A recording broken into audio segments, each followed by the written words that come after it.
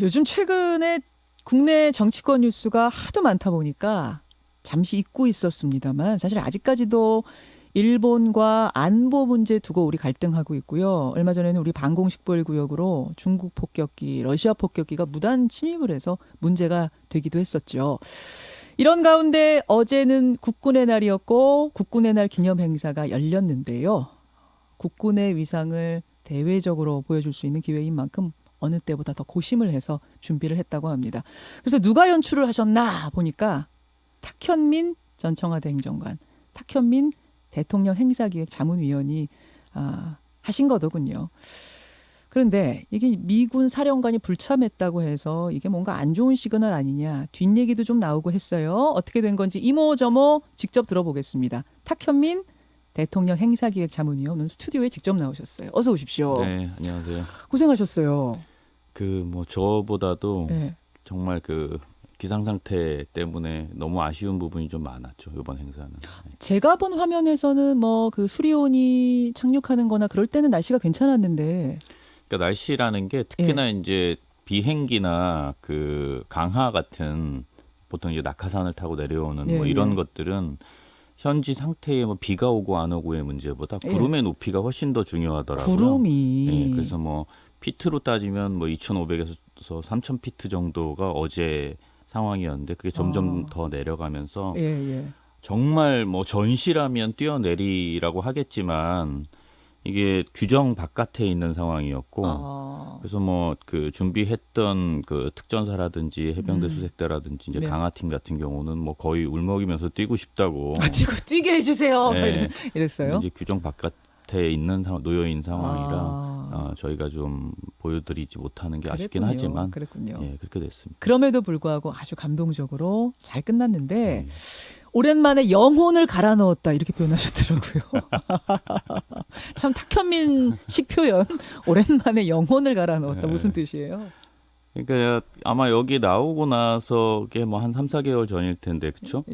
그리고 나서 대통령 행사 중에 이제 순방 행사를 얼마 전에 태국 다녀오신 거 하고 몇 개 이렇게 돕기는 했는데 이게 이제 아무래도 신경이 좀 더 쓰이는 행사였죠. 국군의 날 같은 경우는 그렇죠. 작년도 그랬고 올해도 그랬고 재작년도 실은 마찬가지였고 그래서 여러 조건들에 충족하게끔 행사를 기획하려다 보니까 아무래도 더 많은 시간이랑 고민을 좀 넣었다. 뭐 이 정도의 표현이었던 것 같아요. 지난 5월에 저희 출연하셨을 때 그러니까 이렇게 행사를 잘 만드는 비결로 어떤 메시지를 먼저 생각하고 그 메시지를 위해 이걸 어떻게 구현해낼까를 고민한다 하셨잖아요. 이번에 어떤 메시지를 좀 담고 싶으셨어요? 이번은 뭐 아주 간결하고 명료했어요. 강한 국군. 아까 오프닝 때 말씀하셨던 것처럼 저희가 지금 여러 분쟁화 하려고 하는 의도들이 보이는 몇 개의 문제들이 있잖아요. 그렇죠. 일본과의 문제도 있고 물론 오늘 좀 전에 뭐 북측에서 또 미사일 뭐 미상의 발사체를 쐈다는 속보가 있었어요. 있고 그래서 여러 가지 안보 상황이나 혹은 국방과 관련돼 있는 이런 우려들이 조금 있는 것 같은데 그것들을 불식시키는 것이 이번 행사의 가장 중요한 목표였다. 강한 국군. 그렇죠. 뒤에 써 있는 그 레터링이라고 그러나요? 문자도 강한 국군이었죠. 국군. 이더군요. 그럼 그 강한 국군이라는 메시지를 위해서 어떤 식의 장치로 구현을 해내신 거예요? 보통은 이제 강한 국군 그러면 보수 쪽이나 혹은 뭐 이런 분들은 이제 자꾸 퍼레이드 얘기들을 하시는데 실은 퍼레이드만큼 쇼는 없어요.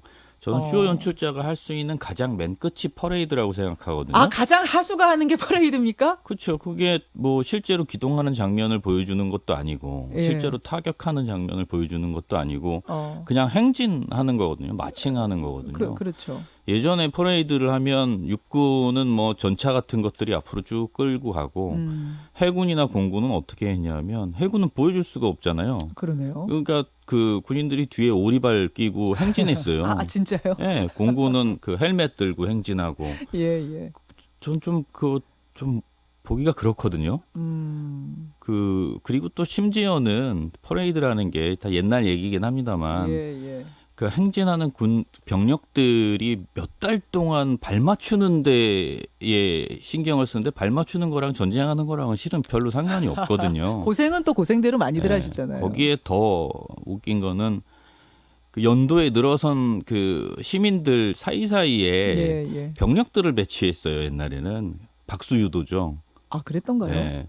동원된 사람들도 많고, 그러니까 그 전체가 하나의 쇼인 거예요. 그러니까 자꾸 퍼레이드 하는데 그게 정말 잘못된 사고다. 근데 이번은 행사를 유심히 보신 분들은 아시겠지만 행사의 시작과 함께 F-15K 4대가 우리의 동해, 서해, 남해로 실제 출격을 했고, 그리고 모든 조치, 그러니까 상황 조치, 뭐 가서 현장을 확인하고 아무 이상이 없다라는 모든 그 조치를 취한 후에 다시 행사가 끝나기 전에 복귀를 하는 거였죠. 그래서 언제 어디서 무슨 일이 있더라도 짧게는 17분, 길게는 20분 안에 우리 한반도 전역에 우리 군사력이 전개돼서 조치를 취하고 돌아올 수 있다라는 걸 설명하지 않고 그냥 행사 전체로 보여줬던 것 같아요. 아니, 그래서 그런가요? 제가 지금 갑자기 드는 생각이 그 깃발을 흔드는 태극기였죠. 태극기 흔드는 시민들이 있긴 있었는데 예년의 다른 행사들보다 좀 썰렁하다는 느낌을 제가 하긴 했어요. 그렇죠. 이번엔 완전히 일반 대구 시민들을 중심으로 초청을 했으니까. 그래서 그렇구나. 심어놓고 이런 거 없어서. 그렇게 안 하죠. 이제 요즘은 또 만약에 심어놨다면 그게 그냥 조용히 지나갈 리도 없고 나 거기 심겼던 사람이다. 이렇게 얘기가 나올 테니. 그래서 예전처럼 막 와 이런 건 아니더라고요. 그런 건 못합니다. 알겠습니다. 그런 식으로 메시지를 좀 구현해내는.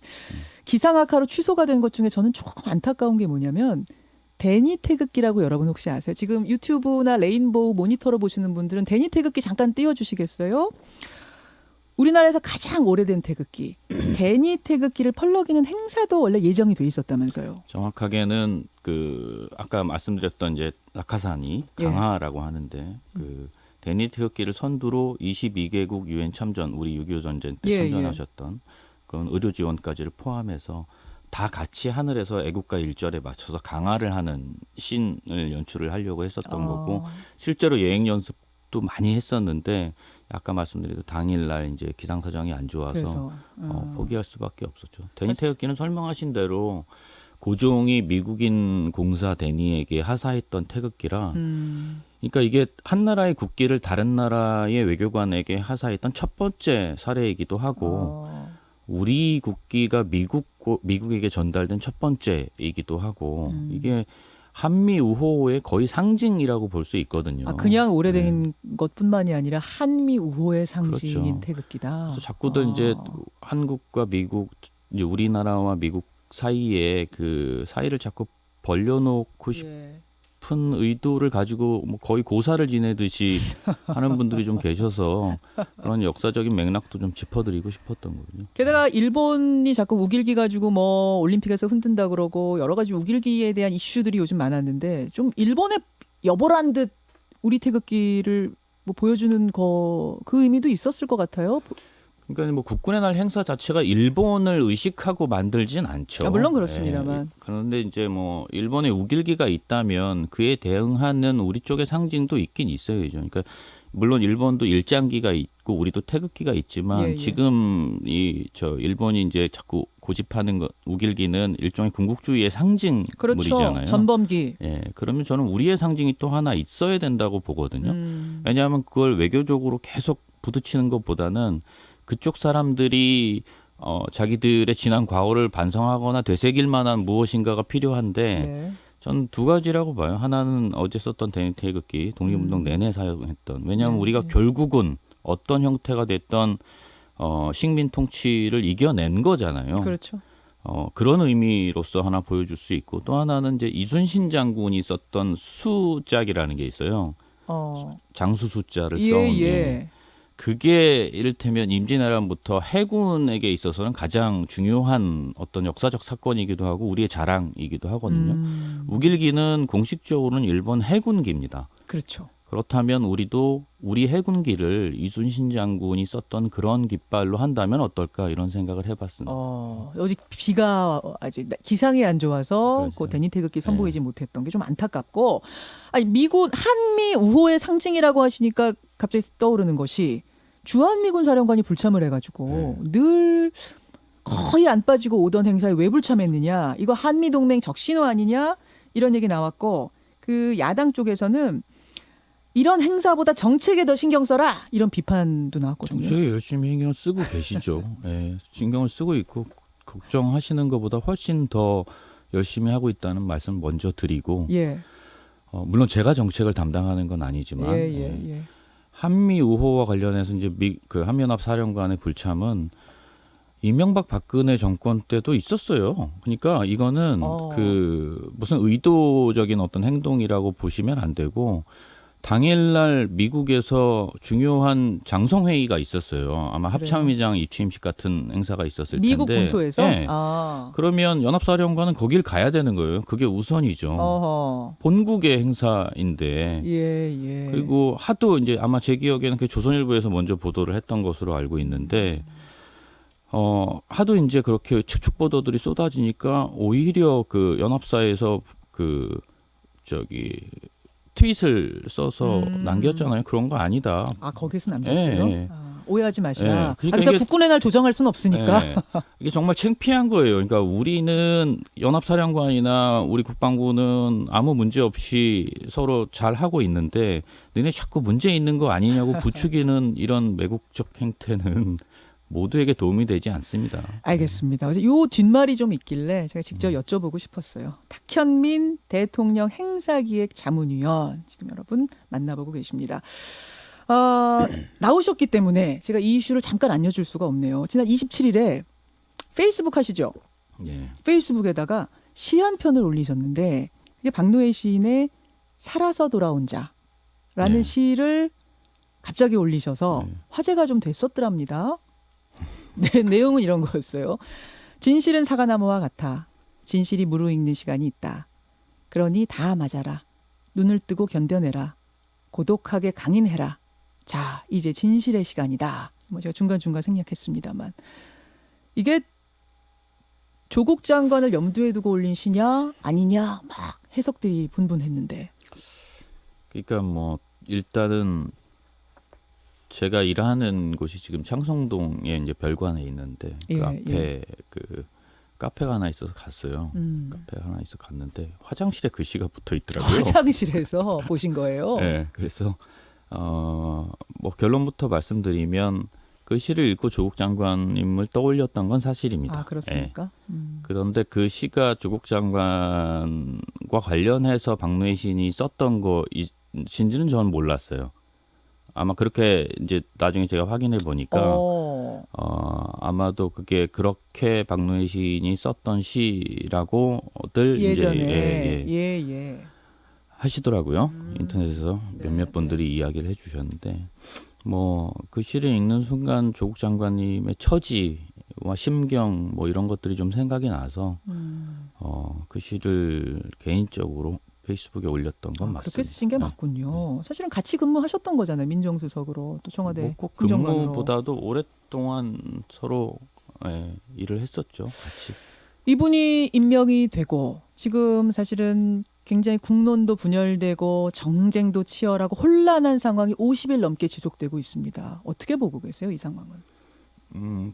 그것도 제가 한번 그 의견을 공개적으로 드린 적이 있는데 저는 사임함으로써 져야 하는 책임과 그 일을 완수함으로써 져야 하는 책임이 있다고 생각해요.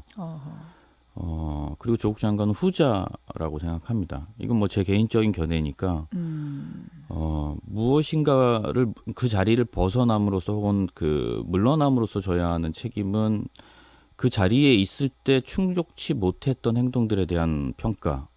그러니까 자기가 자기 맡은 바 임무를 다 하지 못하면 물러나야죠. 그거는. 그런데 조국 장관은 이제 시작하는 그리고 첫 발을 떼는 과정이잖아요. 그래서 저는 그 조국 장관이 부여받은 임무를 완수하는 것이 그분의 책임이라고 생각해요. 제대로 검찰개혁 해내는 게 이제 그렇죠. 주어진 숙제고 임무고. 그걸 못하면 당연히 물러나야죠. 저는 그리고 그 부분은 그렇게 나눠서 생각하는 것이 낫지 않나 이렇게 보고 있습니다. 검찰의 이제 수사가 계속되고 있는 거 아니겠습니까? 네. 그 부분에 대해서 뭐 판단을 내리실 수는 없겠지만 어떻게 그 부분은 어떻게 보고 계세요? 글쎄요, 검찰 수사는 검찰의 입장이 있겠죠. 근데 이제 일부의 국민들께서는 께서도 그렇고 또 그 반대편에 있는 분들도 그렇고 수사를 막을 수가 있는 건가요? 없잖아요. 예. 뭐 수사의 강도라든지 뭐 이런 것들의 차이는 있겠지만 예. 수사는 시작됐고 그리고 이제 그 결과를 사람들이 기다리고 있는 거고 그것은 그것대로 수사는 수사대로 개혁은 개혁대로 그렇죠. 뭐 아니 이게 현실적으로 예. 어떤 정무적 판단에 따라서 수사를 멈추거나 할 수 있는 방법이 있는 것도 아니잖아요. 그걸 그렇죠. 대통령이 명령할 수 있는 것도 아니고 그렇죠.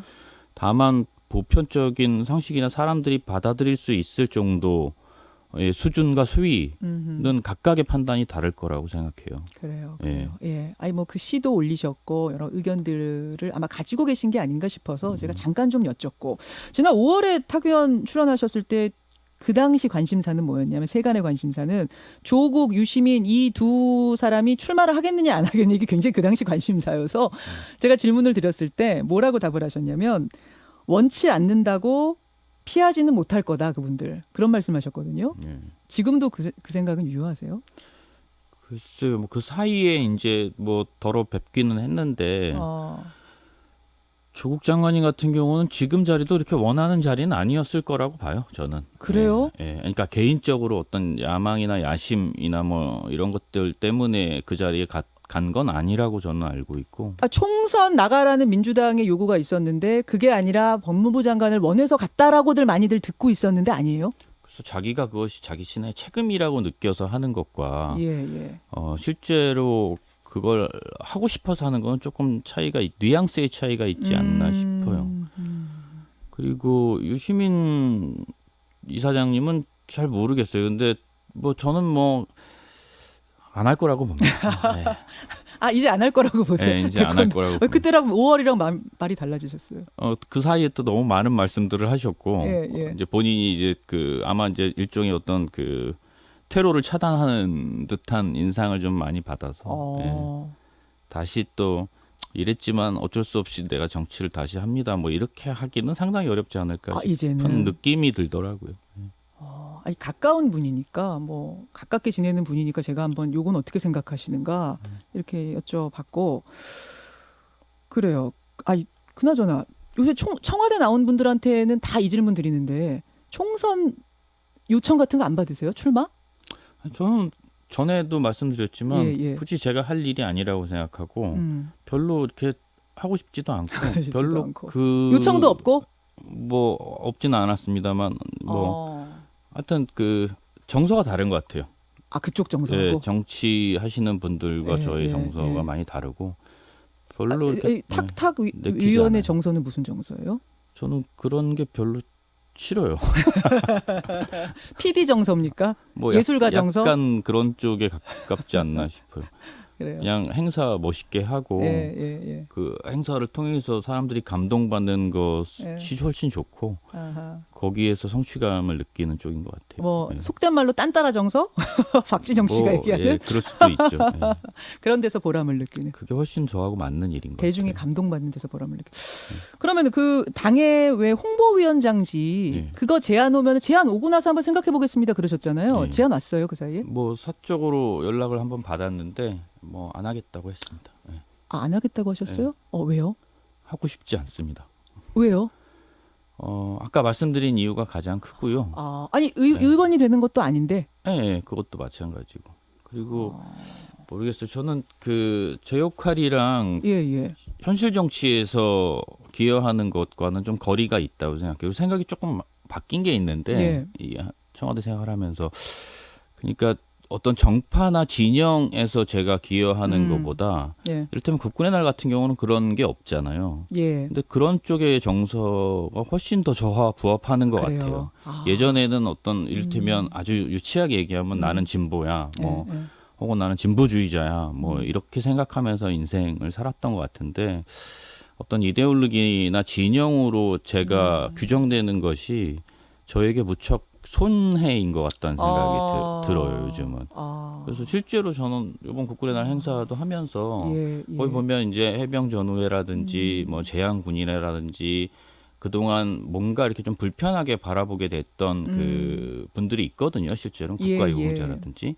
약간 개인적인 얘기를 조금만 덧붙이면 실은 저희 아버지가 국가유공자예요. 참전유공자예요. 그러세요. 근데 제가 아버지하고 오랫동안 갈등이 있었어요. 평생을 두고 갈등. 왜? 정치적인 견해가 달라서? 견해도 다르고 정서도 다르고. 아하. 근데 이제 제가 청와대 들어오고 나서 어떤 한쪽 정파의 혹은 정치적 입장과 다른 그러니까 중간의 어떤 국가적 차원의 일들을 경험하면서 몇 가지 아버지에 대한 이해를 좀 하게 되더라고요. 근데 이제 그런 차원도 좀 있고 그래서 제가 앞으로 뭔가를 계속 해야 한다면 어떤 정파나 정치적 이해와는 다른 갇히지 않겠다. 좀 더 그 화합 혹은 뭐 훨씬 더 국민적 차원의 국가적 차원의 일들이 제 정서를 드러내는데도 그렇고 사람들이 받아들이는데도 훨씬 더 낫지 않을까 그렇게 생각하고 있습니다. 그러면 11월에 아세안 정상회담 열리면 그 김정은 국방위원장이 올 수도 있다. 네. 란 얘기가 있잖아요. 이거 준비하세요 혹시? 준비하고 있습니다. 김정은 국방위원장이 올 것만 준비하는 게 아니라 아세안을 준비하고 계세요. 아세안 정상회의와 관련한 몇 개 주요 행사를 준비하고 있습니다. 김정은 위원장이 혹시 오면 이제 또 거기서 1대1 회담이 정상회담이 이루어질 텐데 그것도 염두에 두고 계세요? 그건 이제 여러 가지 형태가 있을 수 있겠죠. 다자회담 안에 들어오는 방법도 있을 거고 당연히 뭐 양자는 있을 거라고 생각하고 남북 양자는 있을 거라고 생각하고 또 아세안이 어쨌든 이번에는 아세안도 있지만 한메콩도 같이 있는 행사라 부대 행사들이 꽤 많아요. 그러면 이제 북쪽 정상이 어디까지 참석을 할지 하게 되면 그 계기마다 또 수위를 정해야 되고 또 한반도의 그러니까 가장은 아니지만 한반도의 남쪽인 부산이라는 곳에 오게 된다면 오신다면 그러니까 그 부분에 대한 여러 또 장치들도 만들어 놔야 하고 그래서 좀 아세안은 준비할 것도 많고 일도 좀 올 수도 있다는 얘기를 좀 들으면서 준비하고 계세요. 그렇죠.